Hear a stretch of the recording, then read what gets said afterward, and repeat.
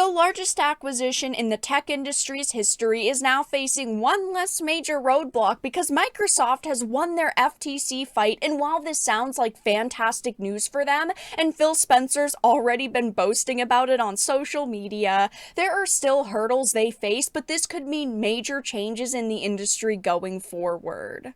I have a few different things to show off, but before we get into the topic, if you enjoy the content that I create, please make sure to subscribe to the channel and hit the notification bell.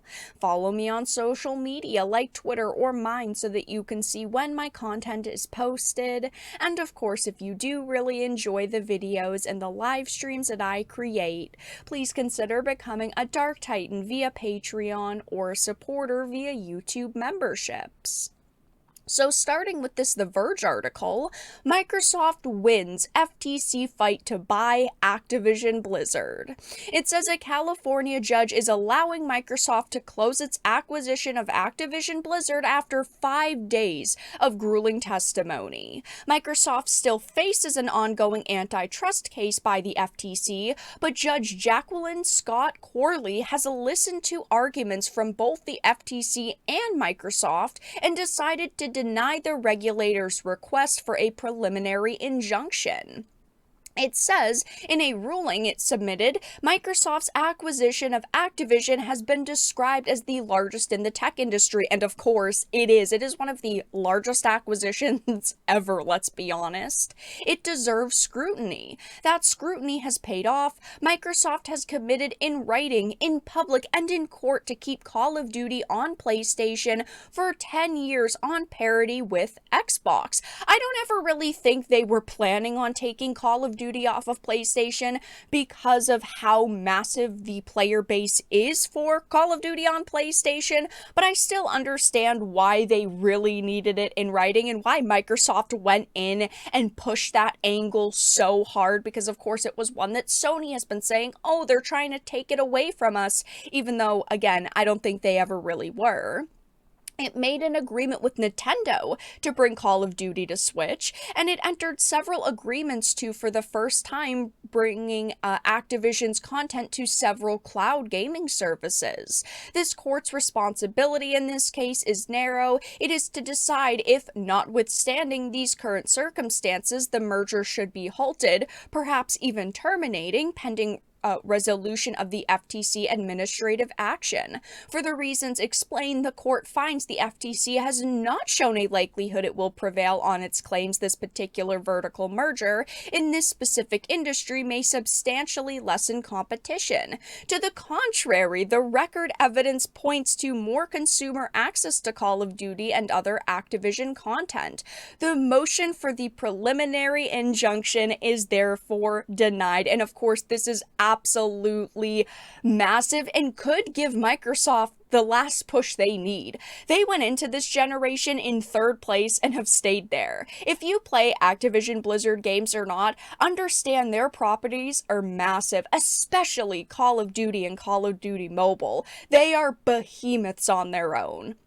Just the amount of copies that, of Candy Crush that exist on phones is insane, and of course they got King as part of this.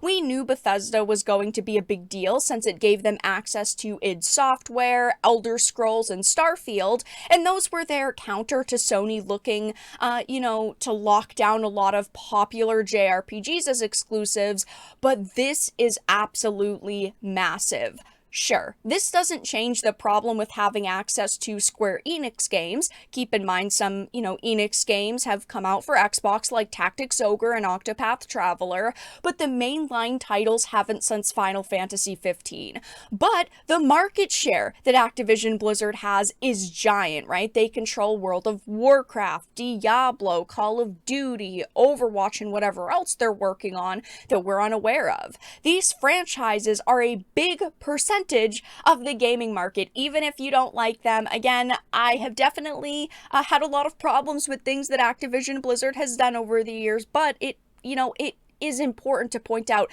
how popular their titles are.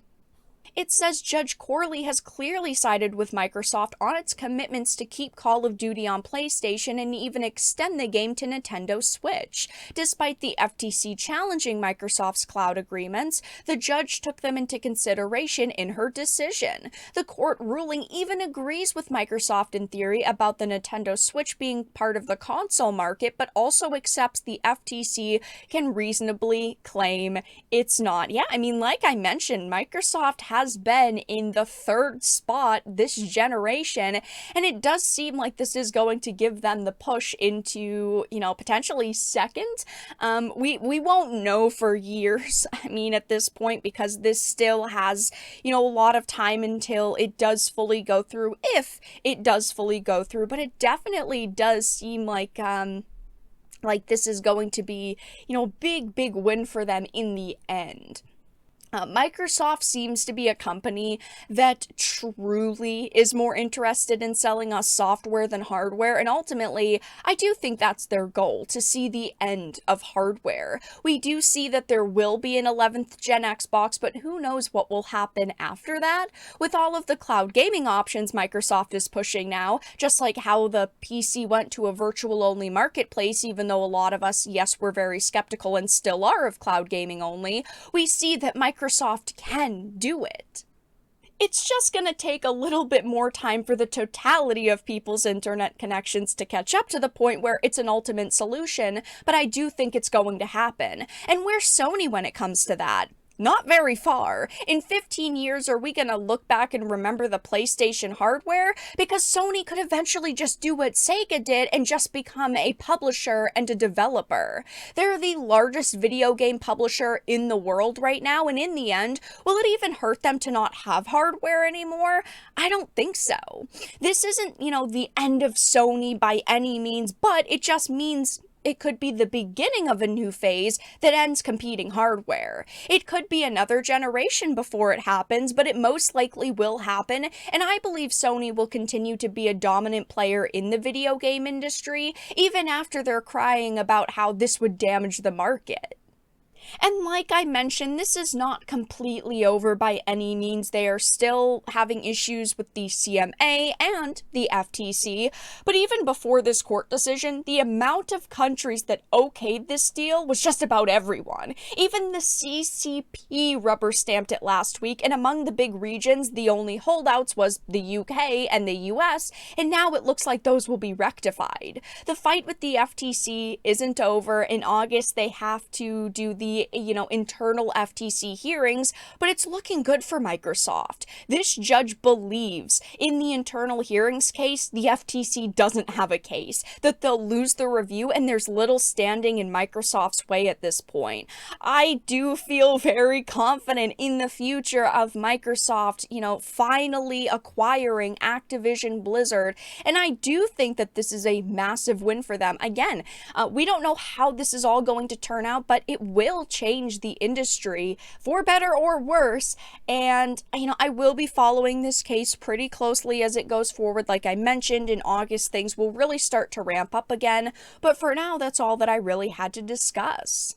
Let everyone know your thoughts in the comment section down below. If you enjoyed this and of course found it important and informative, please make sure to give it a like, share it, and subscribe to the channel. And of course, if you didn't, make sure to give it a dislike. I appreciate your support either way, but I will talk to you all again in the next video really soon.